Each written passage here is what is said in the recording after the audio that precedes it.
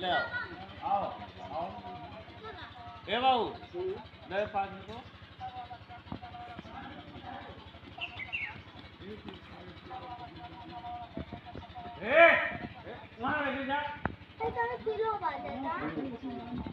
देखिए गाइस, तो मंदिर पे बहुत ही ज़्यादा भीड़ है। ये देखिए सब्जी उब्जी बना रहे हैं लोग। और ये रहा चाट।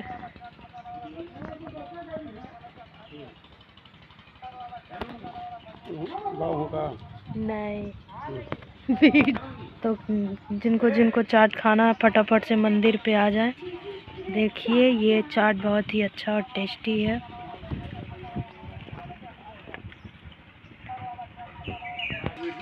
हाँ, ये देखा पंडित जी का नाती।